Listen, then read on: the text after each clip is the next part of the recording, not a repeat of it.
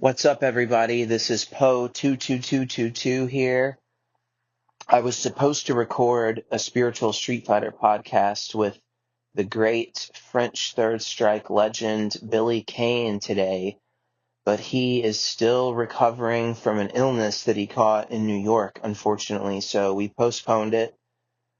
I have been postponing working with Billy for a year. Because my apartment flooded and my home studio wasn't set up for a while, and then just life stuff, procrastination. So I was joking with him that, now the delay is his fault because I'm ready, even though I'm the one that's been delaying it for a year.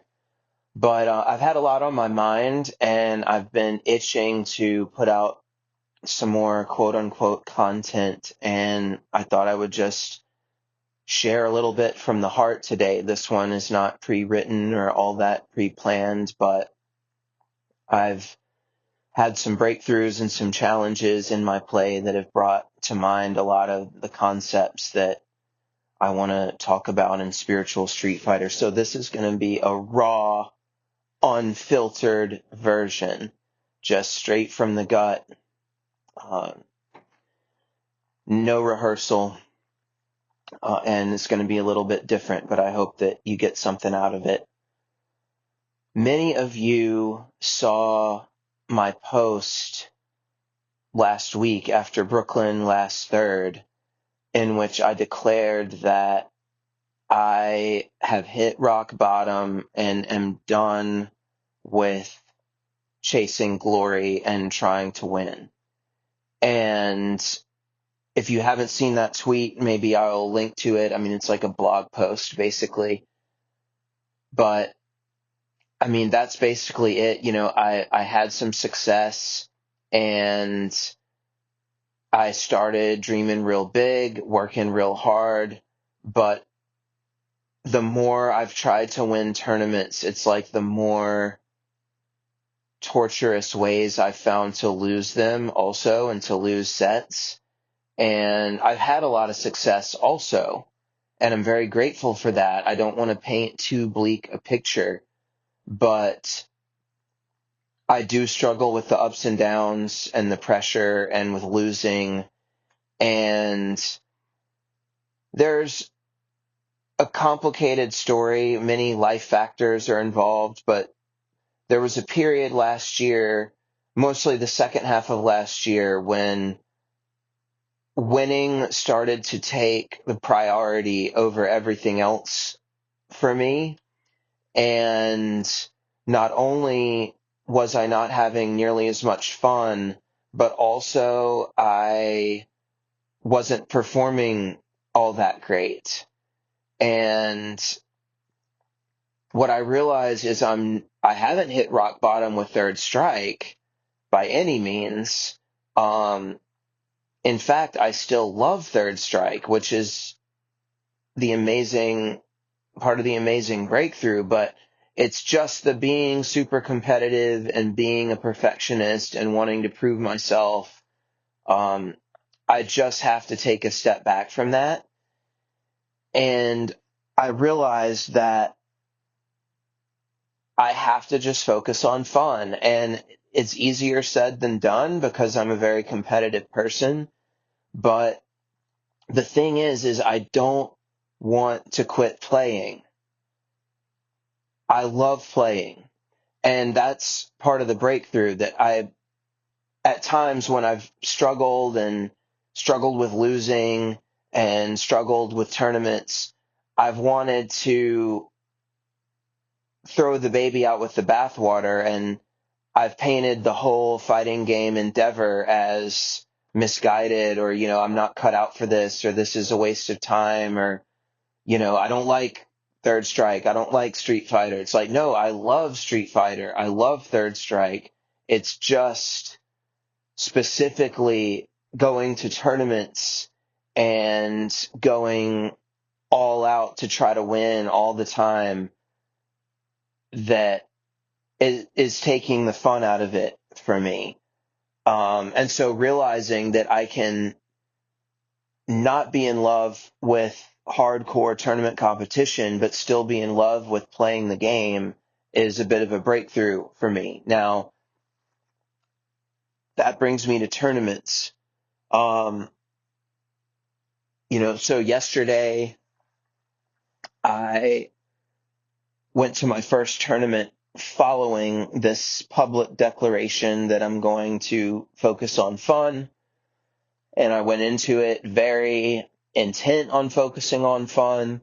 I spent more time talking with my friends. In the past on tournament day, sometimes I don't even want to talk to anybody because I'm trying to lock in on my game plan and read my notes and just practice as much as possible. But I took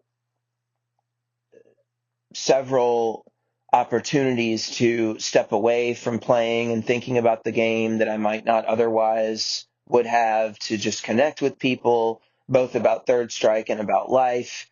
And generally my mindset was good. I wasn't too nervous, which is great.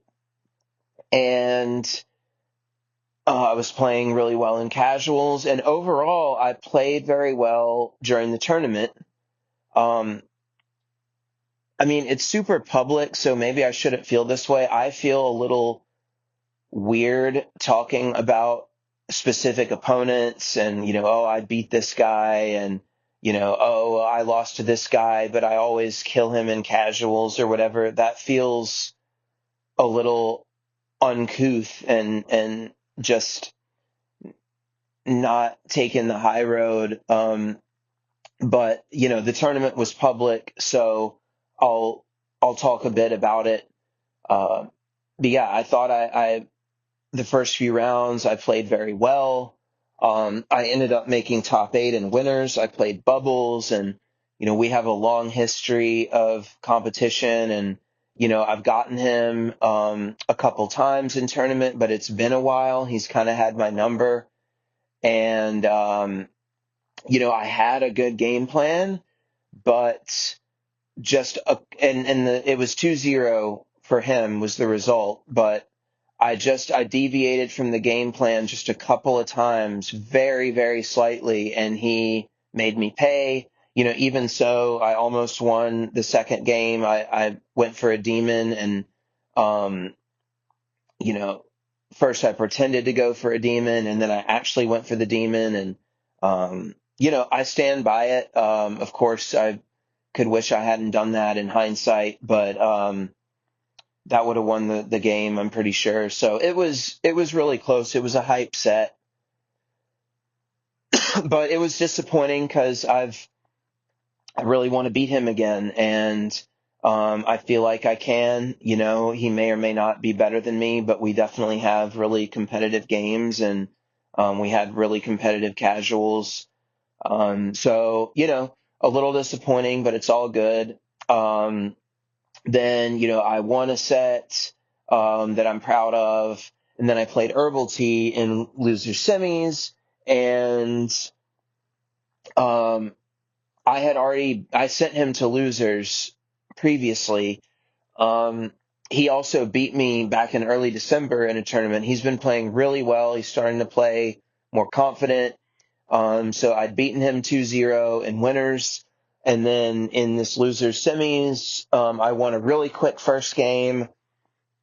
And then he just made some amazing reads. And I don't remember everything about it, but he guessed after Hayate hit, he did a YOLO super, and I did Kara throw, and I actually really stand by the decision because I'd been telling myself you need to Kara throw more in that situation right now.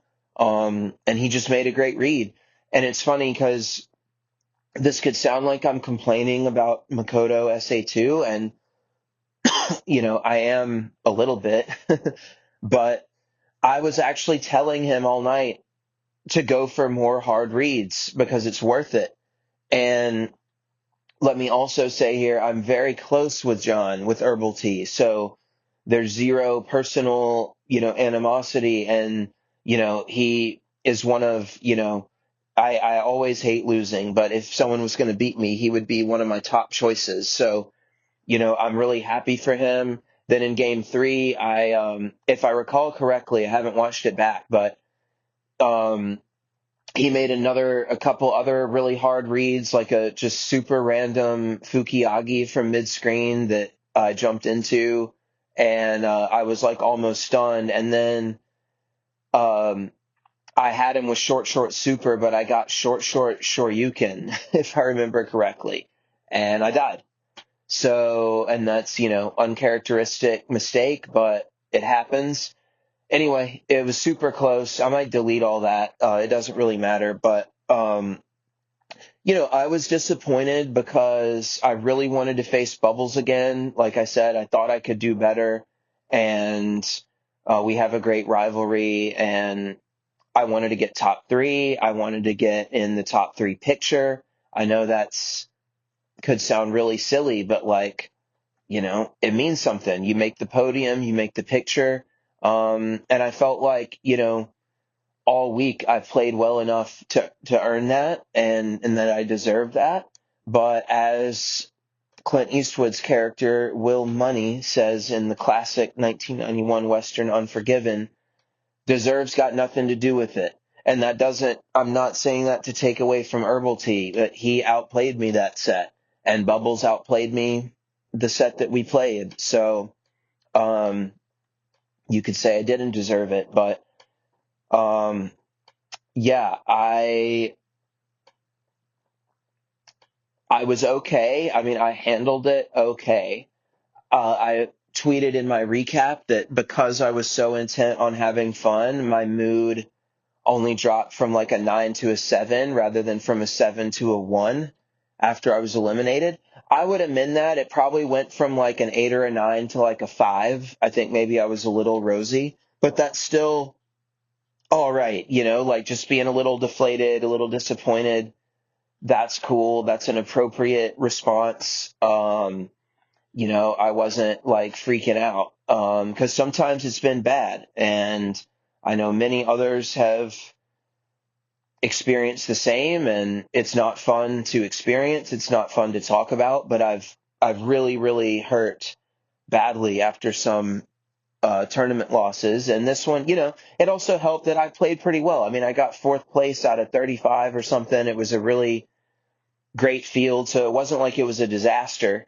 But I thought I could have done better, and I was disappointed. So, but handled it pretty well. Played some casuals, had some great convos with Herbal Tea, with Mikey, with Bubbles, with lots of people, and it was a good night, and I went home feeling like, okay, could have played a little better, but I played well. I'll take it.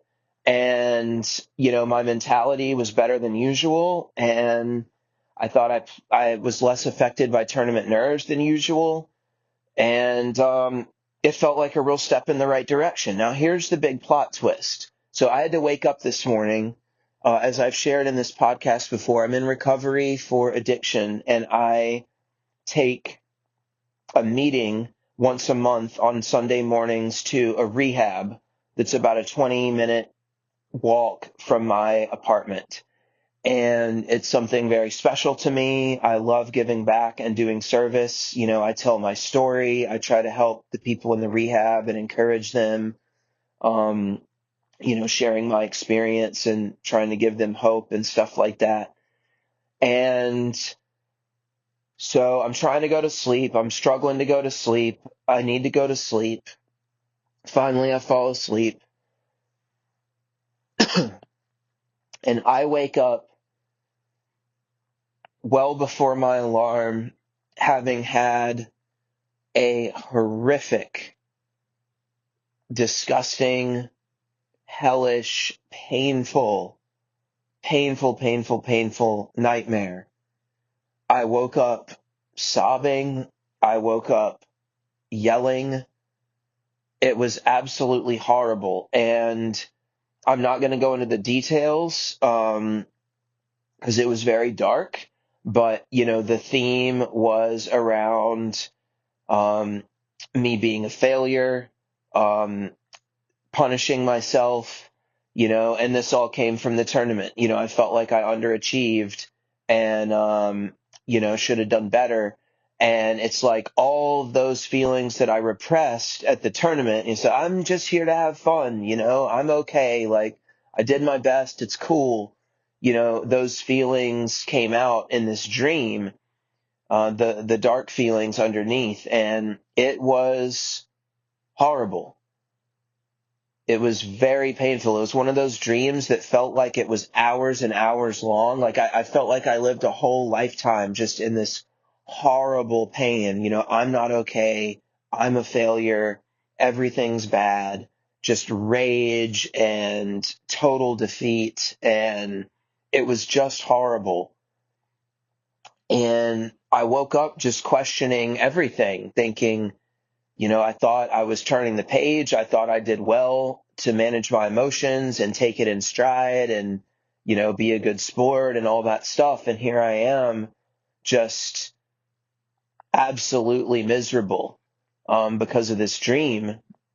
And it was tough. It was a tough first few minutes. It had me questioning my pursuits again. It had me questioning, because my decision to try to have more fun with Third Strike is part of a larger life decision that, I've turned 40 and I have made myself miserable for a lot of my life, trying to be a perfectionist, trying to always do more, always feel like I have to be number one, always feeling like I have to be perfect or else I'm a failure. And just wanting more out of life. I'll have great things and I'll start thinking, but what about these other options? And then I'll ditch, whether it's a relationship or, a pursuit, I'll push it aside to go do something else and have to start all over because, what I had before wasn't good enough. And, it's something I'm well aware of. It's something I've done a lot of work on, but I've had enough. I'm 40 years old. My life is probably halfway over if I'm lucky, and I want to be happy.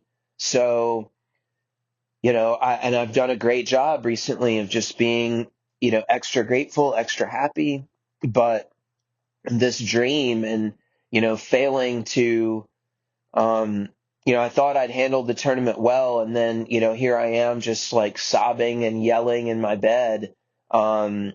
It was very defeating and embarrassing and all of that. And it just made me question, like, man, can I be happy? But I just, I prayed, I tried to shake it off. And, a few minutes later, I was laughing at myself because I'm just insane. And to me, that's a relief, to acknowledge, yeah, I'm insane. I'm absolutely crazy. Because that means that maybe some of the stuff I think isn't true. So I'm laughing at myself like, man, you're fucking crazy, dude. Then I got sad again, and all the while now I'm having to hurry to get ready, to go to this meeting.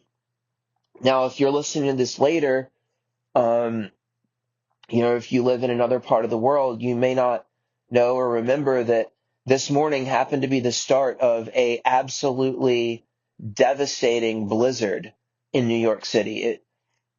By the time I woke up, it had already snowed like 4 to 6 inches. It was windy, the people couldn't drive. Um, but it never occurred to me not to take this meeting to the rehab. And in fact, it was a huge part of what helped me get over the dream and all the pain I was feeling. I had somewhere to be. I had purpose. I had meaning in my life. I was going to do service and try to help people. And nothing is better for the ego than getting out of your head and helping somebody else. So I put on a shirt and tie. I shower, I put on some music, I put on the shirt and tie. I walk outside. It's an absolute blizzard. I mean, it is a severe snowstorm. And I walk half an hour through the snow. on a Sunday morning to get to this rehab. Um, Not only did it never occur to me not to go, I was, excited about it, to have this meaning and purpose and something else to think about. And I get there, and the guy I went with, he was able to make it too. He took the train, but we got there, and the nurses were blown away that we made it, that we came during the blizzard. And one of them, who I suspected didn't like me in the past, she said, "Wow, I have a lot more respect for you guys now. Wow." And it was cool, but it's like I never considered not going. And to me, it wasn't a big deal. Like, yeah, I walked through the snow, so what? Um, but yeah, the attendees were also like very moved by it. And I bring that up because, well, for one thing, by the time the meeting ended, I was feeling a lot better, but I just kept going. Sometimes that's all I know to do, is just to keep going. And people say, "Oh, Poe, you're so nice and you're so positive." It's because I have to be. Because that dream, that nightmare that I discussed, is an example of like, there is a fucking demon inside me, as there is probably every human being.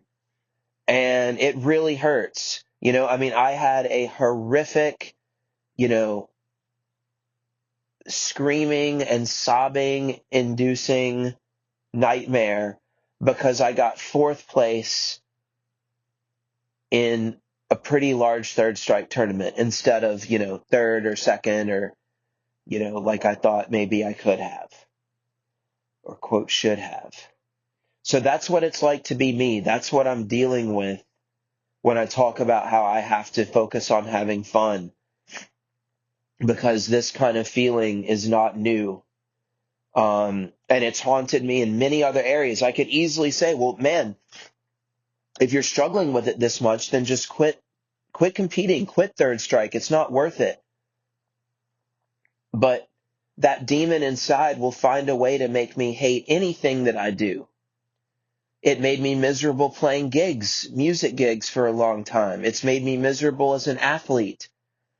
The pressure, the self-loathing, the intolerance of failure.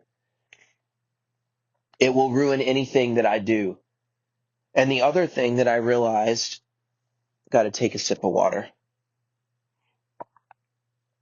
Like I said last week, the thing is I love playing. I love third strike. I also love my friends, which I'll get to in a second. I gotta be real though, I don't like tournaments very much. And I really never have.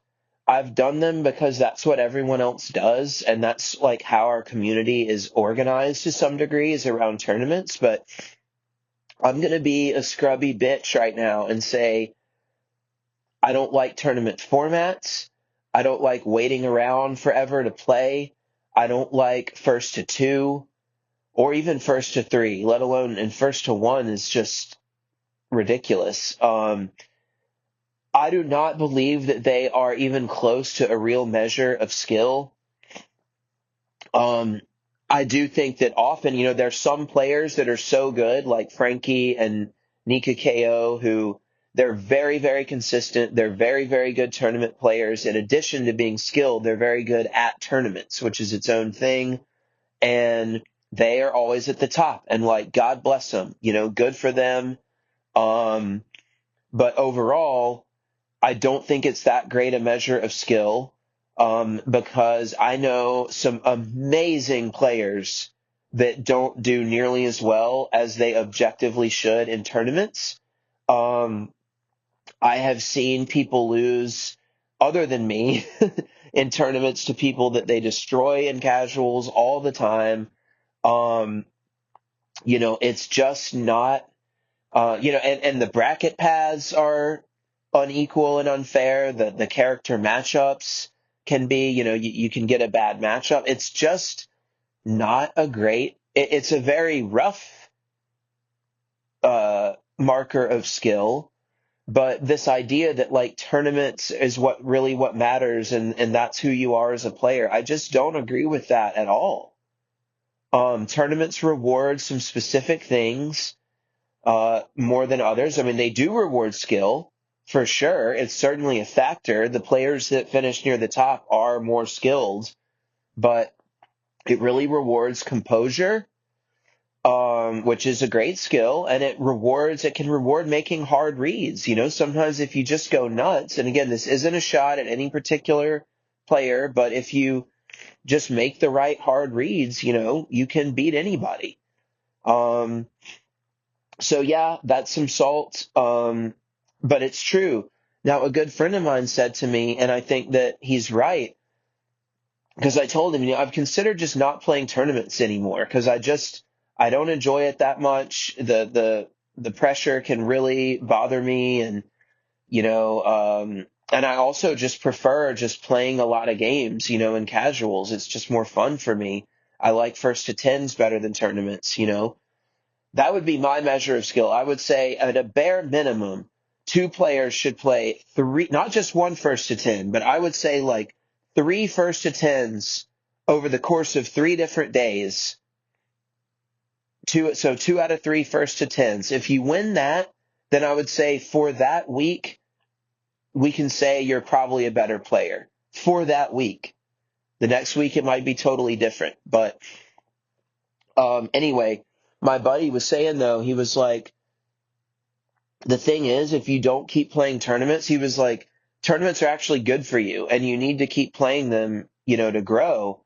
And I agree. That's the thing is like, I fucking hate them, but they also are going to make me grow the most, you know, because I have to find a way to just have perspective. And, you know, I am learning a lot about myself. And I also don't want to beat myself up for this nightmare that I had because I think overall I'm moving in a really good direction. I think that at Brooklyn last third, I stayed true to my values, you know, in and out of the game.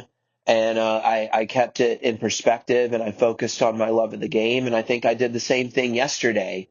But it's going to be a journey. You know, I've got these demons inside and they're not just going to, you know, go away overnight. But what I realize is that I love Third Strike and I love playing and I love my friends. And I say the word love truly. I don't just mean like they're my buddies. Like I love these people. We care about each other as people. We enjoy each other as people. We are on this journey of growth together as competitive gamers and as people. And I refuse to give that up. I never want to quit that. And I love to play and I never want to give that up. So, you know, my only two choices are either to give those things up or just keep going. And so I'm going to keep going. And I have to continue to move in this direction of keeping the results in perspective. I have to. I cannot, you know, my mental health cannot survive the way that, you know, I've at times gone about it. So I have to, and I will learn how to, however that has to be. You know, I don't know what that's going to look like, but eventually, I mean, I've only competed a few years, and I'll just compete another few more years. Maybe it takes 2 years more of competing. Who knows? But eventually, I'm going to have it in perspective. I think I'm already well on my way to doing that. Because to me, to quit, and believe me, I've considered it many times. I've considered quitting many times, and because I just thought, I can't handle this. I can't handle the pressure. I can't handle losing. This isn't for me. I drafted a tweet once that said I was retiring. That was like 2 years ago. um, but to quit, to leave behind a game that I love so much, and I do love it. I love playing. It's so fun. And to leave behind my friends, because realistically, you know, we could stay buddies, but it's not going to be the same. You know, we're friends through this. I love this community. To leave behind, I never thought I would say that, to be honest. But to leave behind this game that I love and to leave behind my friends, that would be more self-sabotaging than even that dream was. That would be more painful than the dream, than the nightmare. That would be true self-sabotage. You know, in the dream, I was sabotaging myself. I was hurting myself, but it would hurt myself even more if I were to walk away from something I love. So I have no choice but to continue and just to try to keep learning and growing because I've made the decision. I'm a third strike player. I'm a fighting game player. I'm a part of this community and I will get through this. I will keep growing because I'm not going to quit. I'm never going to quit because I love it. I just fucking love this stuff. And you guys are stuck with me. And I'm really blessed to have you guys. So yeah, that's why I told the rehab story, because it's like there's darkness and there's light inside all of us, you know, and I know for me, the darkness can be very painful. And the reason why I'm so nice and I'm so positive is because I have to be. I have to get out of bed and go to that rehab and share a message of hope. I have to go to Frosty with Frankie and Bunch and hang out with my friends and play Third Strike because otherwise I'm letting the demon win. I'm letting the darkness win. Maybe I'm a Kuma. And I can't do that. So the only way I know to not let it win is just to keep seeking the light. It's to get out of bed and walk through the fucking snow for 30 minutes to try to help somebody. It's to hug my friends who beat me, even though I'm really disappointed that I lost. And it's to get on the machine and keep playing casuals and try to do some crazy fucking shit and try to work on guard jump and try to, you know, find a new weird way to like land a demon and try to explore and grow and just keep the journey going, because that's all I know to do is to try to smile and put another quarter in the machine and press start.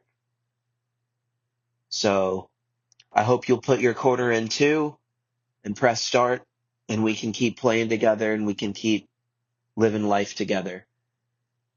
If you made it this far, I love you. Thank you for listening. I'm okay, by the way. I'm growing. It's up and down. But I'm going to keep on this journey. Roll Tide.